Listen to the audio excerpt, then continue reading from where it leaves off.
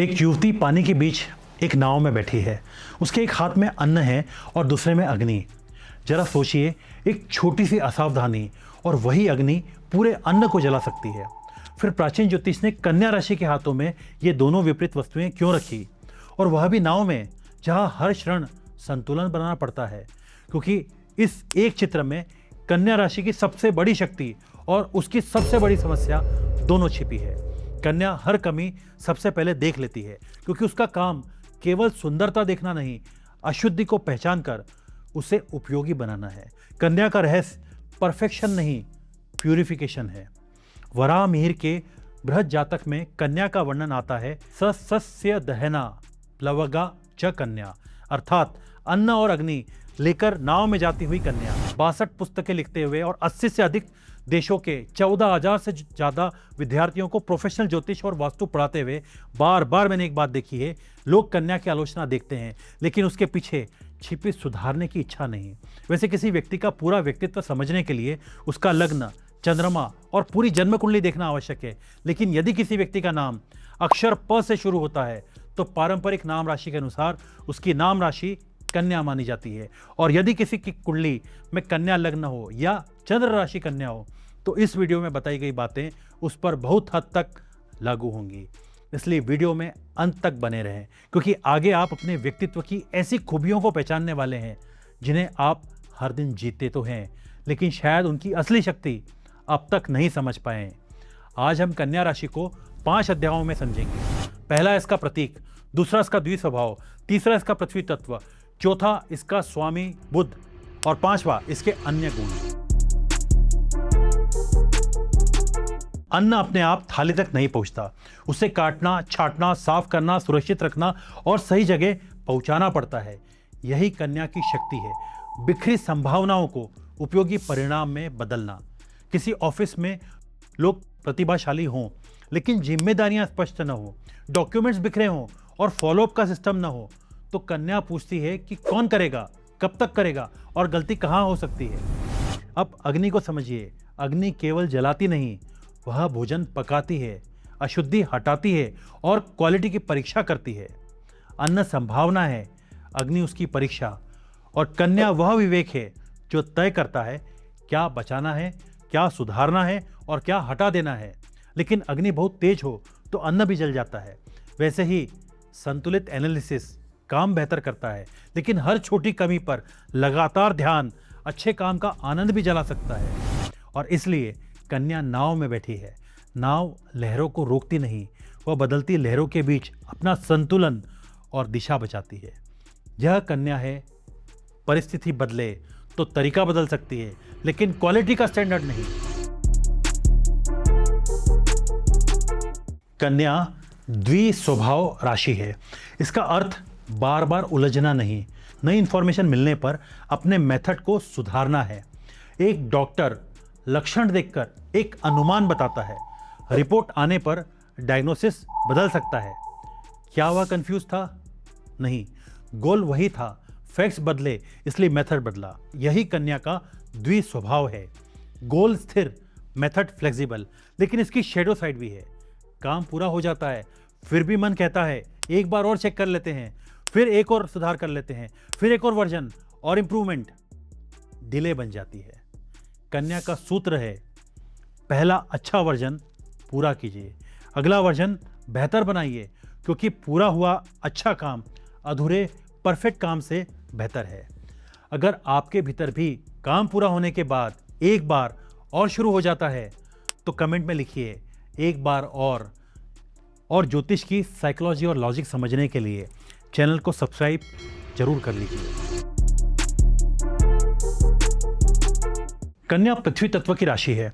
पृथ्वी किसी आइडिया से पूछती है, यह सुनने में अच्छा है लेकिन काम कैसे करेगा, कौन करेगा, कब तक करेगा, कौन सा स्टेप मिसिंग है और रिजल्ट कैसे मापा जाएगा। यही कन्या की प्रैक्टिकल इंटेलिजेंस है। वह केवल यह नहीं दिखाती कि मशीन बंद है, वह रूट कॉज खोजती है, ब्रेकडाउन किस स्टेप पर हुआ। इसलिए ऑब्जर्वेशन, ऑर्गेनाइजेशन, डॉक्यूमेंटेशन, डायग्नोसिस और कंटिन्यूअस इंप्रूवमेंट कन्या की स्वाभाविक शक्तियां हो सकती हैं। डॉक्टर बीमारी पहचानता है, एडिटर कंटेंट सुधारता है, अकाउंटेंट रिकॉर्ड्स व्यवस्थित करता है, टेक्नीशियन मशीन ठीक करता है। यह केवल नौकरी नहीं है, कन्या का मूल स्वभाव है। अपनी स्किल से किसी वास्तविक समस्या का समाधान करना। लेकिन यही एक सावधानी है, हर समस्या जिसे आप सॉल्व कर सकते हैं वह आपकी रिस्पॉन्सिबिलिटी नहीं होती। सर्विस कीजिए, लेकिन अपनी सीमा खोकर नहीं। मिथुन और कन्या दोनों के स्वामी बुध ग्रह हैं, लेकिन दोनों राशियों में बुध का काम अलग हो जाता है। मिथुन का बुध पूछता है और क्या क्या जानना है, कन्या का बुध पूछता है इसमें सही क्या है और उपयोगी क्या है। बुध हमें इंफॉर्मेशन, लॉजिक, लैंग्वेज, कैलकुलेशन और एनालिसिस देता है, लेकिन कन्या केवल जानकारी इकट्ठी नहीं करती, वह जानकारी को जांचती है, व्यवस्थित करती है और सही जगह उपयोग करती है। इसे एक रिपोर्ट की तरह समझिए। डेटा इकट्ठा करना बुध का काम है, लेकिन उस डेटा में गलती ढूंढना, उसे सही क्रम में रखना और उससे उपयोगी निष्कर्ष निकालना कन्या का स्वभाव है। इसलिए कन्या का स्वामी बुध है, क्योंकि बुध जानकारी देता है और कन्या उस जानकारी को सही काम में लगाने की बुद्धि। अब प्रश्न आता है, बुध कन्या में उच्च का क्यों होता है?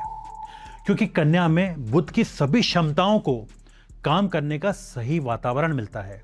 यहाँ इंफॉर्मेशन में प्रिसीजन जुड़ता है, लॉजिक में मेथड और एनालिसिस में एप्लीकेशन। इसे लेबोरेटरी की तरह समझिए। सैंपल लेना पर्याप्त नहीं, उसे सही लेबल करना, टेस्ट करना, रिजल्ट कंपेयर करना और स्पष्ट रिपोर्ट बनाना भी आवश्यक है। बुध इंफॉर्मेशन है और कन्या उसकी लेबोरेटरी।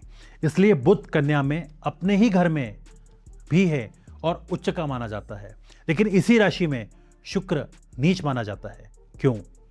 शुक्र किसी अनुभव का आनंद लेना चाहता है, लेकिन कन्या उसकी डिटेल जांचने लगती है। शुक्र पेंटिंग देखकर कहता है कितनी सुंदर है, कन्या कह सकती है लाइन थोड़ी अनइवन है। उसकी बात गलत नहीं, लेकिन हर समय एनालिसिस चले तो आनंद कम हो सकता है। रिश्तों में भी कन्या का प्रेम बड़े प्रदर्शन से अधिक प्रैक्टिकल केयर में दिखाई देता है। दवा समय पर रखना, छोटी बात याद रखना या किसी समस्या का समाधान ढूंढ देना। शुक्र यहाँ प्रेमहीन नहीं होता, बल्कि प्रेम को सेवा की भाषा में व्यक्त करता है। लेकिन कन्या की सुधारने की यही क्षमता कभी कभी उसकी चुनौती भी बन जाती है।